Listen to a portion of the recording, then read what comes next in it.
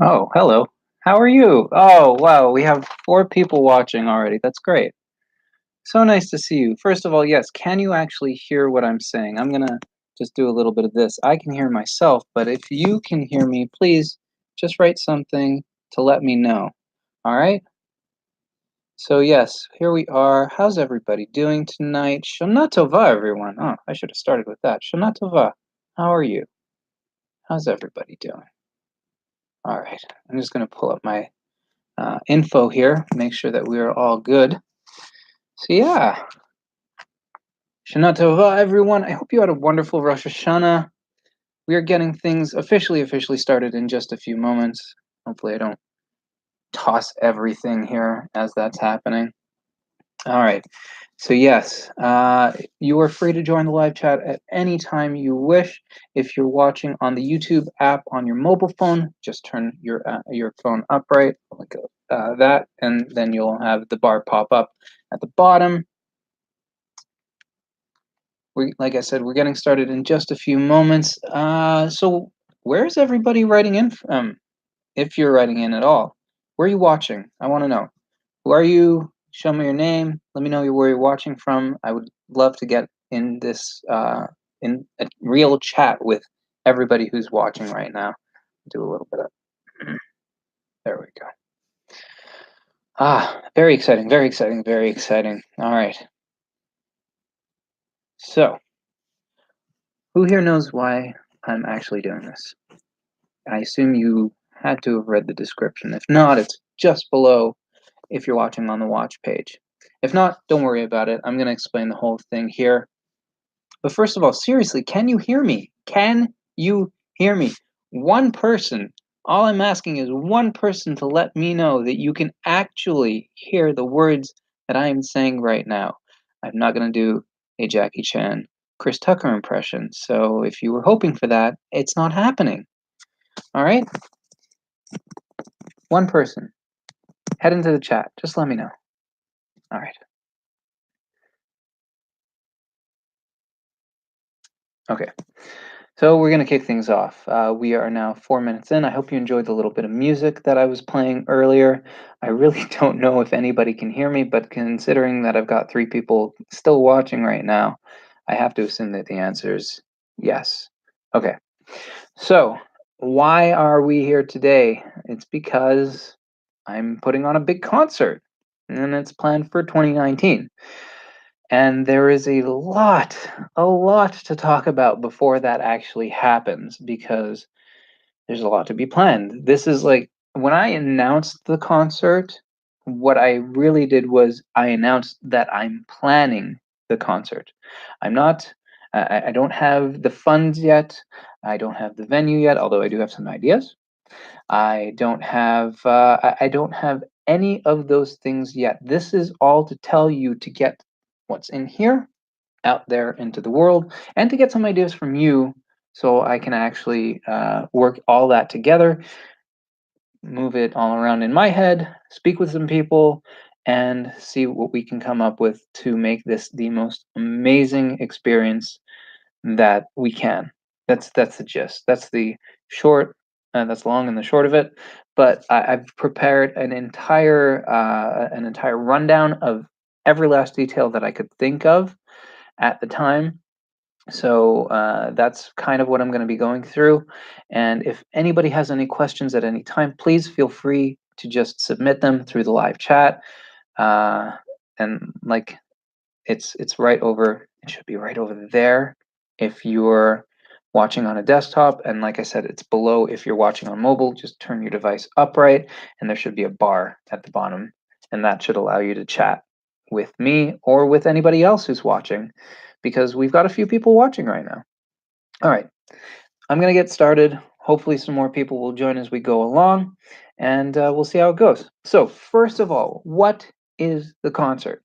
If you are watching episode 10 of Live with the Cantors, you already have a very basic idea of it.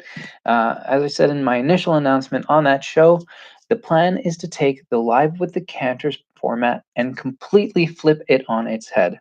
I plan to put on a, say, 2 to 3 hour live cantorial concert at a real live venue. So the show will also be live streamed, just so you know, for people who can't make it for whatever reason. And most of the show will be music, and a small portion of it, probably after an intermission, will be an audience Q&A mixed between the live audience and the live stream audience. People will be able to submit questions. One of the models that I'm thinking about working on is I'm a Torah obedient royal priesthood. Just started listening. Well, thank you for joining. I do appreciate that. I don't know what STBMco is, but please feel free to elaborate, Victoria. Okay, so as I was saying, most of the show will be music. Small portion will be Q&A. So really, like Live with the Cantors is mostly talking, and then maybe there's a little bit of singing, except for the case of episode 10, which was quite a bit of singing. Gord just like went for it, which is fine. I had a blast doing it. We were kind of all over the place with the discussion, but that's fine. Hopefully, you'll actually get to hear him during this concert. So, as I was saying, the platform that I'm thinking about using for the Q&A portion of the show will actually be kind of modeled on something that I saw at Brain Candy Live, which, if you're not familiar with Vsauce and the Mythbusters, there was a show called Mythbusters on TV. Adam Savage and Jamie Heineman, I think it was. They and their team, they took myths and they busted them. And then Vsauce is a YouTube channel where Michael Stevens does a lot of science discussion, but in a really weird and I don't know if esoteric is the right word, but interesting way. I'll say that. And during Brain Candy Live, which was between Michael and Adam showing off fun science stuff and doing a lot of dad jokes, they did a Q&A after the intermission, but what they did was they asked people to tweet in submissions or tweet, Facebook, whatever, send in submissions to them that they could answer after the intermission. So basically, while everybody was outside in the hall, just lounging around or looking at merchandise and all of that stuff, they were actually, or somebody in the team that was actually looking through all of those questions that people submitted, trying to find the best ones, and then they answered them after the show, actually putting them up on the screens because they had two massive screens behind them showing off things up close and otherwise just showing weird, fun, sciencey things.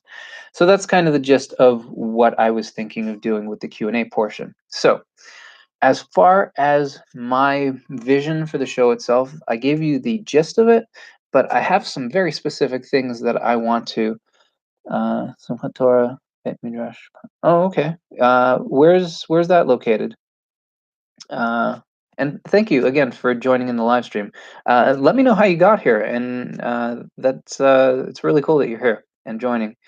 So things that I want for the show. So let's go through this.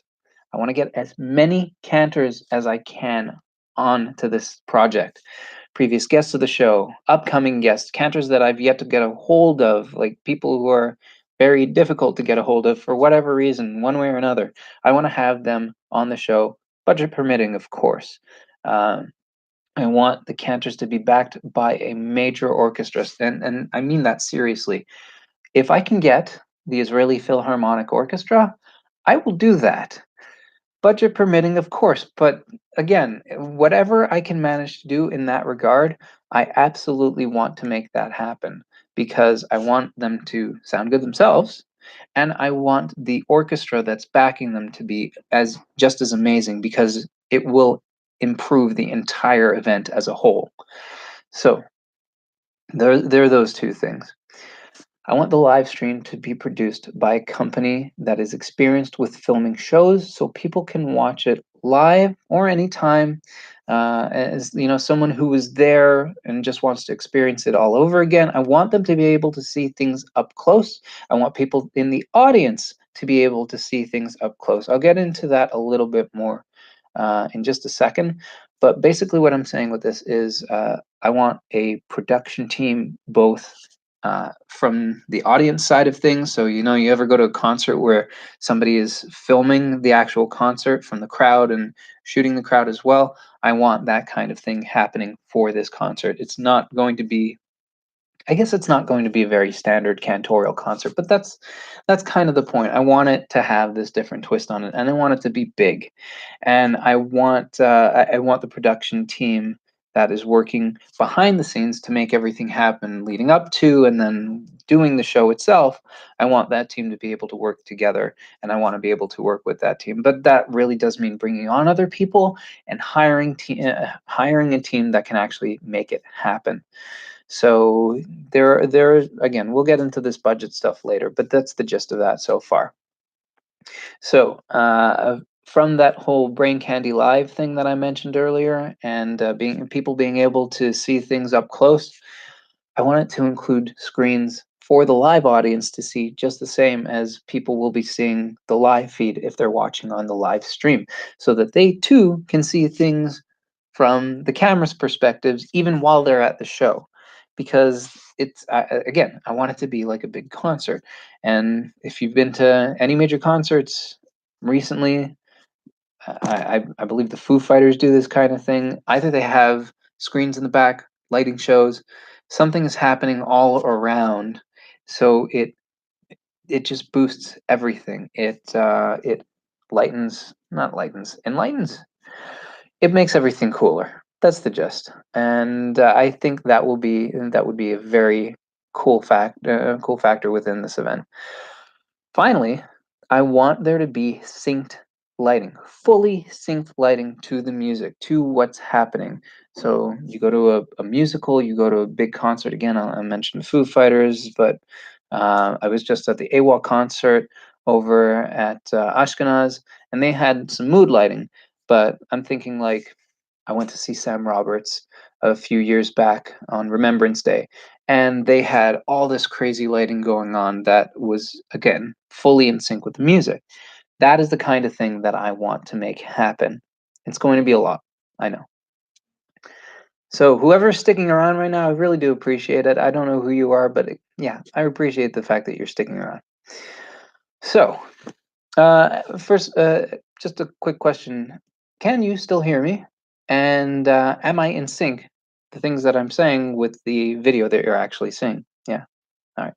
We'll take a quick break for that. And now back to it. So, moving on from there, will there be a theme? The answer is possibly, quite possibly, because there are a few possibilities that I'm working with. First is doing a concert similar to when you go to see your average band perform. In those cases, you have an opening act or two, and then you've got your headliner. And in those cases, that style of concert would probably see the acts mix around a bit, like in using that kind of concept for this concert. The acts might mix around a bit, but for the most part, you'd have one following the other, and then the next, finally, you'd have a headliner. It's not really the plan that I want to go with, but just to further flesh that out for you. Um, so, lighting for that could get pretty difficult, especially if there is some very, very specific lighting that you're trying to go for.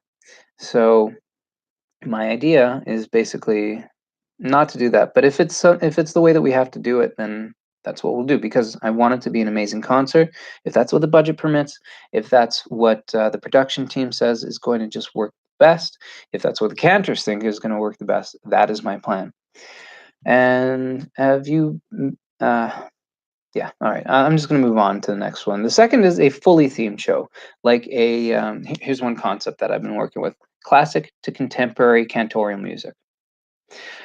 So with that, that would be a theme from start to finish. You'd be starting again from classic and go all the way to contemporary, maybe with a bit of a mix in between, depending on what happens. But basically, your evolution of cantorial music, as it were. That kind of thing would require a lot of extra planning work up front, but it means that there would be a unifying theme throughout everything, and from start to finish, that could be planned, produced, and lit consistently. And with that in mind, it would be one cohesive event, and it would be like a musical, a musical, a play. All of that stuff is lit in a very specific way. So a third option, which we could do, is a mixture of those first two things. So you could have an opening act, which is just an opening act, specific cantor or cantors, and they would be followed by a fully produced show that is theme driven. So that would still leave the opening act to look a little more basic, but it would be more simpler. So it would get people into it, and people would understand that it's an opening act.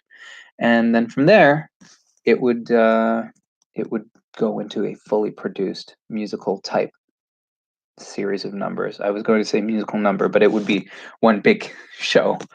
And in doing that within a 2 to 3 hour period, I think it really could be done.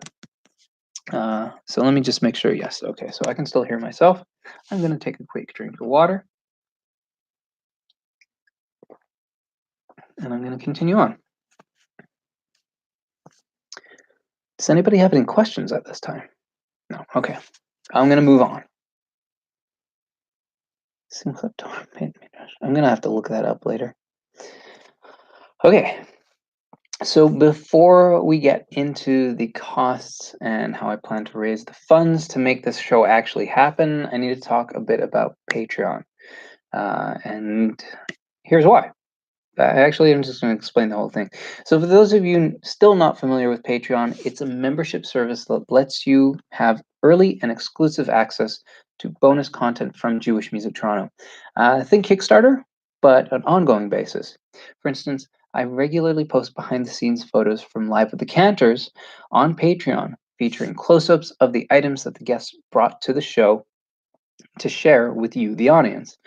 I eventually make those available to the public, but those posts stay exclusive to patrons for an entire 2 weeks following posting. So, and that's even if I end up accidentally, for whatever reason, not being able to post it immediately after the show. I often take some time between the show and posting. So, regardless, from the time that I post that until 2 weeks after that, it is completely patron exclusive. I've also shared other behind the scenes content that you won't and that won't be going public. So something like one thing that I did extra from episode 4 when Cantor Benz's son showed me his player piano in action.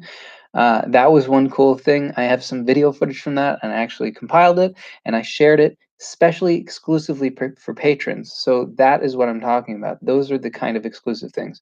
And also stuff that was cut from my interview with 613's Morty Weinstein. That is an exclusive thing that will not be going, and that's not an early access thing. That is a patron exclusive type of thing. So you get all access to all of that stuff by contributing just $1 a month or more on Patreon. Contributing more, like say $10 a month, gets you invitations to monthly Google Hangouts with me and your fellow patrons. $18 a month or more, and the higher tiers, that's where things really start to get interesting, because that's when shout outs and producer credits for the show start to happen. And that's not just for the show, actually, that's for all of my videos. In the live shows, at least with the technology that I'm working with right now, I can't actually do like popping up people's names unless I hold up a piece of paper like I did in order to get this thing going.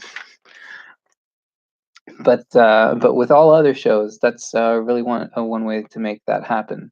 And then with my regular videos, the ones that are pre-produced, and I do all that pre-rendering before, those ones I actually can do like series credits for. Otherwise, depending on the tier that you're part of, you actually can just have your name show up in the show's description or on the channel's description. It's really up to you. And that's another way to involve yourself in Jewish Music Toronto and actually like have your name be a part of videos and shows as the time goes on, depending on how long you're a patron. Obviously, I want to continue to produce stuff that you will continue to want to be a patron for. And yes, contributing $1 a month or more really can help. Along with here's the thing: why do I keep pushing Patreon? The answer to the question is pretty simple. Along with sponsorships, merchandise sales, and eventually, when I'm back in the program, whatever YouTube ads bring in, contributions from Patreon patrons are vital to the channel's growth and my ability to produce new videos. And yes, actually contributing $1 a month or more really can help me in a big way, as does subscribing to the channel, What else? Liking my videos, sharing or commenting on them. That's why I keep pushing all of those different things. And whoever is watching right now, again, this live chat is open. If you have ideas for this concert, please just, if you're watching on the YouTube watch page, the live chat should be there. If you're watching on mobile, it will just turn your device upright. Live chat bar should come up on the bottom. Just pop it up, write a chat. And there is one other thing in regards to Patreon. If you have any ideas for benefits that you think would be more interesting to you or to others, please let me know. Like, send me a message either here or on Facebook, on Twitter. Get in touch with me some way. Instagram's also another option. As long as you can get in touch with me and let me know what you think would be something cool to add to Patreon, I really do want to hear from you. So uh, just be sure just be sure to look through the entire benefits list first, because maybe it's possible that something that you wanted is just in a different tier than you were looking at. So let me know, and take a look at those benefit tiers to see if there's something that you would like. Let's move on to what is actually going to take to make this show happen. What it is going to take. I have to cost out every possible expense. I don't even think the current list that I'm looking at right now is the full possible list. But I'm going to go over this anyway. Firstly, venue fees, for which there are so many different type of associated costs, like usher fees, breaks, penalties for not including intermissions, and other stuff that I really don't know yet. That is one type of fee. Production team, both production teams, because like I said, I'm going to need a production team to make this happen behind the scenes. That's everybody who's going to be planning the show and making it all happen from like now until the time that the show is on and finished, to the actual live stream production team who's going to be recording the show, shooting it live, putting it to YouTube while it's actually happening so people can watch it on their home devices, mobile devices, whatever, while people in the audience at the venue are watching at the same time. So those are the two different types of production teams. And you have to keep in mind, I can't make this kind of show on my own. Doing an event of this magnitude, like, this is the biggest thing I've ever done. It really will take an entire team to make it happen. So that's why I really do have to cost out these expenses beforehand. So part of this planning, which is why I haven't announced any of the fundraising stuff yet. I haven't announced a date yet. I haven't announced a venue yet, because none of that stuff has happened yet. I still have to go through all these things and make sure that all of my numbers are right, so I know how much to fundraise at the very least, because it's my tush on the line. What else? Cantors fees, because I really do want to pay all the cantors what their proper fee is. These are serious performers. These are professionals. They have amazing voices. If you've watched the show, you know. Like, these are people who make amazing, who turn tefillah, prayer, into amazing, beautiful music. And along with the orchestra that I'm hoping to get, they make it absolutely stunning, jaw-dropping music. So that's the thing. And of course, along with the cantor's fees would be the orchestra's fees. These are all these different types of things that I'm going to have to cost out and figure out before I even start fundraising. What else? Lighting production costs. If we can manage to get a lighting team in, and we actually might need to get an entire separate lighting team in, or one lighting company who comes in to do these kind of things. That's kind of where I'm going with this. What else? Separate sound team fees? Maybe. I don't know what the venue is going to be working with. Does everybody have their own equipment at these venues? No. Sometimes they're just a venue and they have things that you can hook into. But when it comes to the actual, the actual equipment that you're working with, you have to supply all of that. So it may mean having to bring in an entire team of people whose sole job it is to work on the audio, to make sure that those cantors and that orchestra sound crisp. as well as the live stream that it's actually going out to. I actually watched a live stream recently on Shizoli, I think it was. It's a Jewish music channel. Some amazing stuff on there, and they were doing a live stream from Israel. It was it was at the end of what they call Ben Hazmanim, basically summer break, and the audio and the video that was coming was amazing, and it was running for like 4 hours. But, and this is a big but, when I was tuning in, there were some breaks in the audio, and I don't know why or how it happened. For whatever reason, half of a channel cut out. So you would hear every few minutes just this click out and suddenly back in while a performer was playing. I don't want that kind of thing to happen. That's why I need to bring in people with experience. That's why it's probably going to cost a lot of money, but it'll be worthwhile for the tickets, and it'll be worthwhile for the people contributing for the live stream. What else? Video team fees. I already mentioned them. The production team, those are the two different production teams that we're going to be dealing with. Maybe also print fees. I'm not sure. Kind of have to figure out whether or not it makes sense to make Blu-rays for this.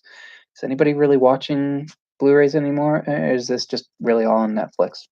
And it's going to be on YouTube anyway. So if you can go to YouTube anytime and just watch the show again afterward, why are you going to want a physical thing? Unless maybe you want to carry it around in your car for long trips. I'm not sure. This is another big one. Insurance, both liability and event insurance, because when you put on this kind of show, especially for somebody like me who needs to put a whole team together, doing a giant live show requires it requires a lot of work, and if something goes wrong, for whatever reason, whether it's you didn't follow up on your promises, or heaven forbid somebody gets hurt, you need to have that insurance in place. So that is another, I don't know how big, but possibly a large fee that is going to have to be covered. Here's another one: mechanical and broadcast license fees, because we are going to be doing this both in a venue and on YouTube. And that essentially means that it's going to be running in perpetuity. Now, if we do CDs or something for this, that's going to be another thing. That's why you'd get mechanical licenses. So if we can manage to get all of those licenses in place, it means that we're going to have more songs to work with. And having all of that together and being able to actually put them out to the world, both A, performing them, and B, performing them on YouTube, where it's going to just continue being available afterward, is very, very important. What else? Possible flights and accommodations for cantors who are coming in from out of town, if that happens to be something that we're doing. For instance, like I said, I want previous and upcoming and cantors that I haven't even spoken with yet. So that is all going to be required potentially if we have people coming in from out of town, like for instance Cousin Malavani, who I had on episode 3. He's got an amazing voice still, and it would be really cool to bring him in if we can manage that. And finally, although probably not finally, because you can let me know if there's anything that I missed in this entire thing. You can I know I'm running this without DVR today, so you can go back and watch this afterward. If you want, you can go through that whole list and let me know if I missed anything. This is the last thing that I thought of, and it really is a particularly important thing with this kind of event: a lawyer to handle all the contracts, because we're going to have so many different people working on this one event, and this is a standard thing, that you have to have all the contracts in place, making sure everybody knows exactly what their rules and what their responsibilities are, what is expected of them. Making that happen is going to require somebody good, who knows all the standard things, standard contracts, knows how to make sure that if there are negotiations or for whatever reason that kind of thing happens, we need to have that in place. So those are the possible expenses that I've thought of so far. If there is anything that I missed, please do let me know in the chat or in a comment after the show, because I really I need to know how I'm going to make this happen from those end of it. If I can have all of my bases covered, it means that this is going to be a better show, period. And it's going to be more likely that it will happen. Speaking of happening, This is how I'm going to make it happen. If you've been following the channel for a while, you already know that I did my first ever live stream concert just before Pesach of this year, or in the Jewish calendar, last year, 5778. That concert happened because of generous backers on Kickstarter. The thing is that Kickstarter was put together in just a few weeks' time with no team and minimal planning. The entire concert, from conception to performance, came together in just 7 weeks. 7 weeks. And that was all me. I did all the video stuff. I did all the planning. I put the Kickstarter together, like every little bit of it. That just came together with one person in 7 weeks. This concert's going to be way bigger, way bigger. Like I've been saying to people who have been talking about with it, and I'm saying like 1,000 times bigger. It really is going to require that much more planning, and the fundraising will need to be just as big. It's going to require so much additional planning. And I'm still planning on doing this event, all the fundraising for it, through Kickstarter or Indiegogo or Juicer. That's like a Jewish version of Indiegogo or Kickstarter, or another similar crowdfunding platform, just the same as that Kickstarter was. The only thing is, if you're going to suggest GoFundMe, I don't think I'm going to do that because GoFundMe is more of a charitable type thing. They don't really take a cut unless somebody wants to contribute a cut, which is nice. Don't get me wrong. I just don't think they have a reward system in place. And quite frankly, this is not per se a charity case. If I do end up working with a charity, some kind of charitable organization, then that is a possibility that we could look into. But for now, I'm thinking Kickstarter, Indiegogo, Juicer, or some other similar platform. I may end up participating with a charitable organization. Like I said, the plans may change, but if I can do it through a crowdfunding platform, even with them, that's my method of choice. Here's why. I think it will allow me, well, I know it will allow me because I've done a Kickstarter before and I've seen plenty of Kickstarters. I've participated in Kickstarters before. It will allow me to first of all track things more easily, because whether it ends up being right to the number or in way bigger kind of event, there are different options for how you can track things, either via spreadsheet or other companies that can come in. And yes, they also take another cut of the amount of money that was raised, but it means that fulfillment for tickets, for T-shirts, for CDs, whatever it may be, that all gets handled by professionals who they basically build up this extra site for you that you can look through, and you can customize things to make sure that you'll get the reward tiers properly set up, and all of that will work out properly. And speaking of reward tiers, one of the things that I was thinking of doing was offering tickets as the rewards. So, whatever the cost is, $50, $100 reward tier, that can just be a ticket. So you say, oh, well, I want to contribute to the event. I want to make it happen. Boom. I'm contributing to the $50 reward tier or the $100 reward tier, whatever the tier is. And that's my ticket. I will get a ticket when this is fully backed. What about some other reward tiers? Well, here's some options: commemorative tickets or some other kind of commemorative option that will allow you to have a keepsake from the show. Backstage passes, so you can be backstage while the concert is happening or before. I've never, like, being that I've never done a concert of this magnitude before, I will have to look to the production team to make sure that the way that those backstage passes are handled allows allows people to have access but not interrupt the show. And one other idea, not that I've come up with so far anyway, is limited tickets with a post-show meet and greet reception, and that would be kosher, of course. So that's about it. Those are all of the ideas that I have to make this show happen as it stands. And if you have any ideas whatsoever, I do want to hear from them either now, again, in the live chat, or afterward. You can leave a comment, send me a Facebook message, get in touch with me so I can know what your ideas are for the show. But again, if you did not watch this entire stream, go back, watch it from the beginning, skip around if you have to, I guess, but watch as much of it as you can to get the idea of what's happening with the show, what my ideas are, and that way we don't have any overlap because I don't want to do that. Yeah, that is a great idea. I have not gotten in touch with him yet. I do follow him on Instagram already. I would love to have any of the Lemon Brothers in. That just might cost a lot, and if we can raise enough funds to make it happen, absolutely. Again, I'm planning on having previous guests on, upcoming guests, and guests that I've not yet spoken to. And I do plan on doing Live for the Cantors for as long as I possibly can. The Nationator, if you have not ever watched Live with the Cantors, do watch the show.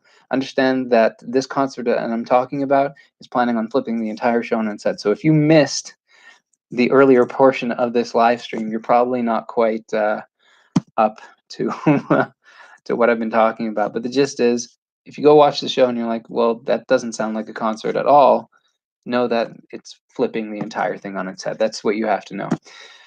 That's really about it. Does anybody else have any other questions before we finish up? I'm going to take it to about 40 minutes if we can, and we'll finish off with the little electronica music that we started with just to see things out. And I don't know how long it takes for this to get to you, so I'm going to wait a second. All right. That's it. All right. Those are my ideas. That's what it's going to take to make this show happen. So let me know what you think. I really, really look forward to hearing from you. And here we go.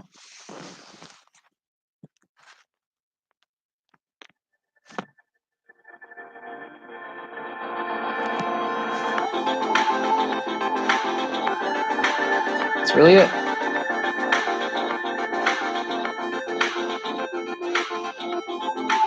You know, I mentioned mechanical licenses before, and the nice thing about this song that I'm playing right now, that came straight from the YouTube audio library, so you don't have to worry about copyright. Those are what we call royalty-free music. Anyway, thanks for joining in the live stream. I really do appreciate it. Shana Tova, all the absolute best to you, your families, your loved ones, your friends, everybody. And make sure that you share the channel with them. Like, subscribe, share, check out Patreon, like I said before. I really, really hope you'll join. I'm going to put a link to it right here, even though it's already in the description.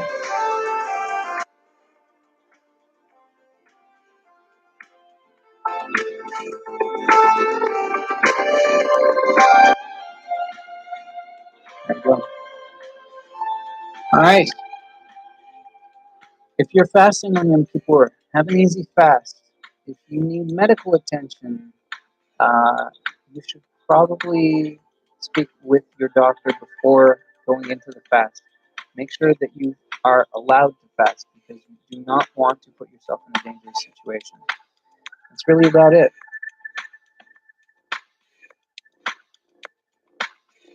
I really like this song. What do you think?